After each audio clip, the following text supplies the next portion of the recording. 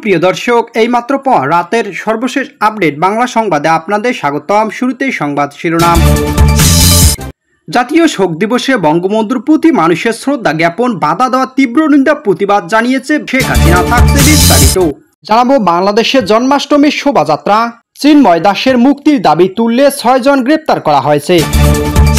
জানিয়ে দেব আওয়ামী লীগকে বাদ দিয়ে নির্বাচন নয়, ইউনূসকে হটিয়ে তত্ত্বাবধায়ক সরকারের অধীনে ভোট চান শেখ হাসিনা।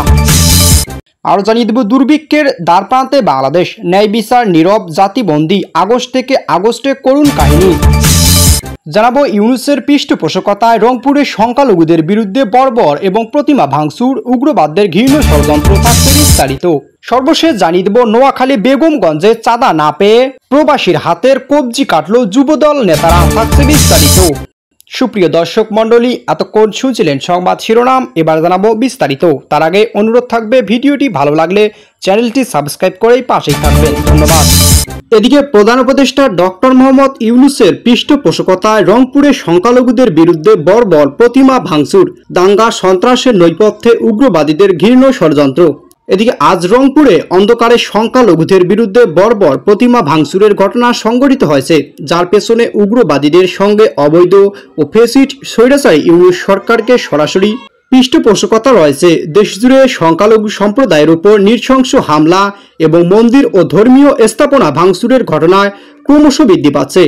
সাম্প্রদায়িক উগ্রবাদীদের গোষ্ঠীসমূহ পরিকল্পিতভাবে সংখ্যালঘুদের অধিকার ও নিরাপত্তা লঙ্ঘন করে বিভাজন সৃষ্টি ও দাঙ্গার আগুন জ্বালাতে চেষ্টা করেছে।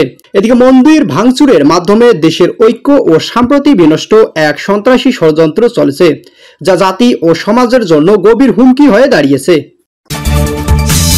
এদিকে বাংলাদেশের জন্মাষ্টমীর শোভাযাত্রা দখলে নিয়েছে সেনা, চিন্ময়ের মুক্তির দাবি তুললে গ্রেপ্তার হয় 6 জন। শুধু চট্টগ্রাম নয়, গোটা বাংলাদেশে জন্মাষ্টমীর শোভাযাত্রা অনুষ্ঠানে সেনা পুলিশের যৌথ বাহিনীর উপস্থিতি লক্ষণীয়। সংখ্যালঘুদের সংগঠনগুলির অভিযোগ, নিরাপত্তা দেওয়ার নামে জন্মাষ্টমীর অনুষ্ঠান সরকার নিয়ন্ত্রণ করছে। প্রশাসন নিশ্চিত করতে চাইছে কেউ যেন সরকার বিরোধী কথাবার্তা না বলে। এদিকে চট্টগ্রামে জন্মাষ্টমীর শোভাযাত্রা থেকে হিন্দু সাধু চিন্ময় কৃষ্ণদাসের মুক্তির দাবিতে স্লোগান দিলে সাধারণ জনতা তৎপর। পুলিশ অবস্থাকর স্লোগান থামাতে তৎক্ষণাৎ হয় যুবককে মিছিল থেকে গ্রেপ্তার করে নিয়ে যায়। রাষ্ট্রদ্রোহ, খুন ইত্যাদি গুরুতর অপরাধের মামলায় গত বছরের নভেম্বর থেকে চট্টগ্রাম জেলবন্দি চিন্ময় কৃষ্ণ। শুধু চট্টগ্রাম নয়, গোটা বাংলাদেশের জন্মাষ্টমীর শোভাযাত্রা অনুষ্ঠানে সেনা পুলিশের যৌথ বাহিনীর উপস্থিতি লক্ষণীয়।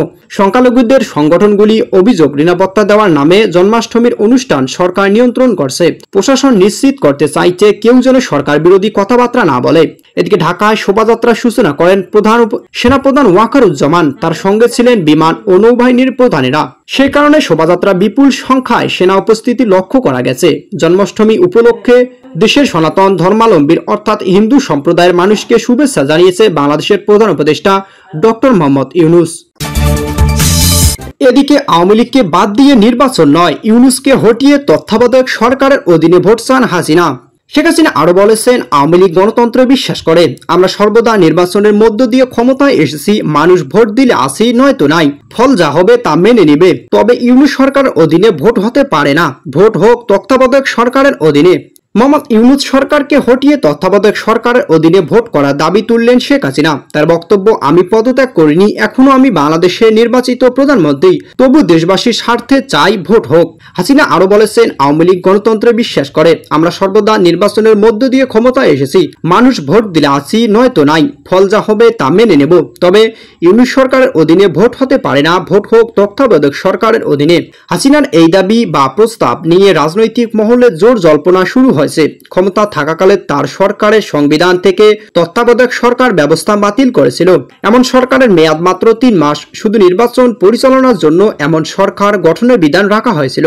বাংলাদেশের হাইকোর্টের একটি রায়ের ওই ব্যবস্থাকে সংবিধান বিরোধী বলে ব্যাখ্যা দেওয়ার পর হাসিনা সরকার সেটি বাতিল করে। সেই ধারা পুনরায় সংবিধান অন্তর্ভুক্ত হওয়ার সুযোগ এসেছে হাসিনা ক্ষমতাচ্যুত হওয়ার পর।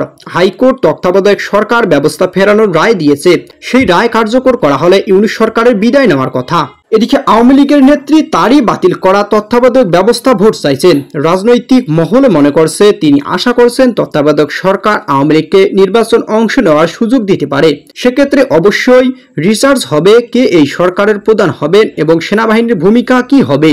আওয়ামী লীগের এক নেতার কথায় তারা ইউনূসকে হটানোর পাখি চোখ করেছেন। বর্তমান অন্তর্বর্তী সরকার পুরোপুরি বিএনপির হয়ে কাজ করেছে। তারেক জিয়া প্রতিমন্ত্রী হলে ইউনূসকে রাষ্ট্রপতি করার প্রস্তাব নিয়েও আলোচনা চলছে বিএনপির অন্তরে, যদিও এই বিষয়ে দলে তীব্র মতবিরোধ রয়েছে। এদিকে দুর্ভিক্ষে দ্বারপ্রান্তে বাংলাদেশ, ন্যায় বিচার নীরব, জাতিবন্দী, আগস্ট থেকে আগস্টের করুণ কাহিনী। আগস্ট 2024 থেকে আগস্ট 2025 বাংলাদেশের জন্য একটি ছিল এক দীর্ঘ, ক্লান্তিকর, গ্লানিময় ও বেদনাবিধুর অধ্যায়। এক বছরেই আমরা দেখেছি কিভাবে একটি অবৈধ ও অজনপ্রিয় শাসন ব্যবস্থা পুরো জাতিকে হতাশা, অভাব, ভয় এবং ক্ষোভের মধ্যে নিমজ্জিত করেছে। এদিকে যে দেশটির মাধ্যমে আয়ের কাতারে ওঠার কথা ছিল, সেই দেশটি আজ দুর্ভিক্ষের সংখ্যা নিয়ে এসেছে। কৃষক তার উৎপাদিত ফসলের ন্যায্য মূল্য পাচ্ছে না, শ্রমিক তার মজুরি হারিয়েছে, মধ্যবিত্ত তার সঞ্চয় শেষ করে বেঁচে থাকার সংগ্রামে হিমশিম খাচ্ছে। বাজারে দ্রব্যমূল্যে লাগামহীন ঊর্ধ্বগতি, শিল্প ও বাণিজ্যের স্থবিরতা এবং কর্মসংস্থানের ধ্বংস সব মিলিয়ে অর্থনীতিকে দাঁড় করিয়েছে দেউলিয়াত্বের প্রান্তে। এই এক বছরে আমরা দেখেছি 30 লক্ষ শহীদ ও 2 লক্ষ বীরাঙ্গনার ত্যাগকে কিভাবে ইউনূস সরকারের বারবার অশ্রদ্ধা, অসম্মান করছে। মুক্তিযুদ্ধের চেতনা বিপরীতে দাঁড়িয়ে বাংলাদেশের সার্বভৌমত্বকে তারা পরিণত করছে বিদেশি স্বার্থের খেলাঘরে। বঙ্গবন্ধু বাংলাদেশ পরিণত হয়েছে অন্য দেশের ক্রীড়াঙ্গনকে, যেখানে জাতীয় নীতি নির্ধারণ হয় দূরদেশের দূতাবাসের নির্দেশে। বিচারের বাণী এখন নীরব, আদালতের প্রতিটি দরজা ধ্বনিতে হয় অসহায়ত্বের দীর্ঘশ্বাস। বিচারপতিরা ভয় ও স্বার্থ রাজনৈতিক আনুগত্যের শিকলে বন্দী। আইনের শাসনের বদলে প্রতিষ্ঠা পেয়েছে মিথ্যা মামলা, হয়রানি এবং ক্ষমতাসীনদের ইচ্ছামতো ন্যায় বিচারের বিকৃতি। রাষ্ট্র ও সরকার আজ পরিণত হয়েছে এক মব শাসনে। সেখানে সংখ্যালঘু পরিবার, শিক্ষা প্রতিষ্ঠান এবং প্রচার মাধ্যম জিম্মি অবস্থায় আছেন। মত প্রকাশের স্বাধীনতা দমন, গণমাধ্যমকে নিয়ন্ত্রণ, ভিন্ন মতকে শত্রু হিসেবে চিহ্নিত, সব মিলিয়ে বাংলাদেশ আজ ভয় ও অনিশ্চয়তার রাজত্বে। এদিকে প্রধান উপদেষ্টা ডক্টর মোহাম্মদ ইউনূসের পৃষ্ঠপোষকতায় রংপুরে সংখ্যালঘুদের বিরুদ্ধে বর্বর প্রতিমা ভাঙচুর, দাঙ্গা, সন্ত্রাসের নৈপথ্যে উগ্রবাদীদের ঘৃণ্য ষড়যন্ত্র। এদিকে আজ রংপুরে অন্ধকারে সংখ্যালঘুদের বিরুদ্ধে বর্বর প্রতিমা ভাঙচুরের ঘটনা সংঘটিত হয়েছে, যার পেছনে উগ্রবাদীদের সঙ্গে অবৈধ ও ফ্যাসিস্ট স্বৈরাচারী ইউনূস সরকারকে সরাসরি পৃষ্ঠপোষকতা রয়েছে। দেশজুড়ে সংখ্যালঘু সম্প্রদায়ের উপর নৃশংস হামলা এবং মন্দির ও ধর্মীয় স্থাপনা ভাঙচুরের ঘটনায় ক্রমশ বৃদ্ধি পাচ্ছে। সাম্প্রদায়িক উগ্রবাদীদের গোষ্ঠীসমূহ পরিকল্পিতভাবে সংখ্যালঘুদের অধিকার ও নিরাপত্তা লঙ্ঘন করে বিভাজন সৃষ্টি ও দাঙ্গার আগুন জ্বালাতে চেষ্টা করেছে। এদিকে মন্দির ভাঙচুরের মাধ্যমে দেশের ঐক্য ও সম্প্রীতি বিনষ্ট এক সন্ত্রাসী ষড়যন্ত্র চলেছে, যা জাতি ও সমাজের জন্য গভীর হুমকি হয়ে দাঁড়িয়েছে। এদিকে নোয়াখালীতে চাঁদা না পেয়ে প্রবাসীর হাতের কবজি কাটল যুবদল ক্যাডাররা। নোয়াখালী বেগমগঞ্জের চাঁদার টাকা না পেয়ে মোহাম্মদ সালাউদ্দিন নামের এক প্রবাসী এলোপাতারি কুপিয়ে হাতের কবজি কেটে দেওয়ার অভিযোগ পাওয়া গেছে। পরিবারের অভিযোগ, হামলাকারীরা এলাকারই চিহ্নিত মাদক কারবারি ও যুবদলের ক্যাডার। এদিকে আজ বেলা 11টার দিকে উপজেলা চৌমোহনী পৌরসভার 3 নম্বর ওয়ার্ডে চৌরাস্তার আলিপুরের কন্ট্রাক্টর পোলের সামনে এ ঘটনা ঘটে। গুরুতর আহত অবস্থায় প্রথমে তাকে 250 শয্যার বিশিষ্ট নোয়াখালী জেনারেল হাসপাতালে নেওয়া হয়। অবস্থা আশঙ্কাজনক হওয়ার উন্নত চিকিৎসার জন্য ঢাকা পাঠানো হয়েছে। হামলার শিকার সালাউদ্দিন ওরফে হৃদন উপজেলা চৌমোহনী পৌরসভার আলিপুর এলাকায় গনিপলিগো বাড়ির প্রবাসী লাকি বেগমের ছেলে। ভুক্তভোগী প্রবাসীর মামা আব্দুল কাদেরের অভিযোগ, হৃদন তার মায়ের সাথে দক্ষিণ আফ্রিকার চাকরি করে জীবিকা নির্বাহ করত। গত বছর আগে তিনি দেশে আসেন। আগামী সেপ্টেম্বর মাসে তার নতুন করে কাতার যাওয়ার কথা ছিল। তার মা বর্তমান দক্ষিণ আফ্রিকায় রয়েছেন। এদিকে গত 3 থেকে 4 মাস আগে হৃদন তাদের আলিপুর গ্রামের নিজ বাড়ি কিছু পৈতৃক সম্পত্তি বিক্রি করে দেন। ওই সম্পত্তি বিক্রি করা স্থানীয় যুবদল ক্যাডার রকি সোহাগ, রাহাত, ফাহাদ, জাকের প্রবাসী হৃদনের কাছে চাঁদা দাবি করে আসছে। চাঁদা দিতে অস্বীকৃতি জানালে তাদের সাথে তা বিরোধ দেখা দেয়। এক পর্যায়ে বিরোধ এড়াতে হৃদন তার মায়ের পরামর্শে কন্ট্রাক্টর পোল এলাকায় বাসা ভাড়া নেন। কাদের আরো বলেন, শনিবার আজ সকালে হৃদন মোটরসাইকেল যোগে ভাড়া বাসা থেকে শ্বশুর বাড়ি যাওয়ার পথে চৌমোহনী পৌরসভায় চৌরাস্তার আলিপুরের কন্ট্রাক্টর পোলের জয়নাল আবেদিন স্কুল এলাকায় হৃদনের গতিরোধ করে রকি, সোহাগ, রাহাত, ফাহাদ সহ তাদের সাঙ্গপাঙ্গরা। এক পর্যায়ে তারা হৃদনকে এলোপাতারি কুপিয়ে বাম হাতের কবজি কেটে দেয় এবং কনিষ্ঠ আঙ্গুল বিচ্ছিন্ন করে ফেলে।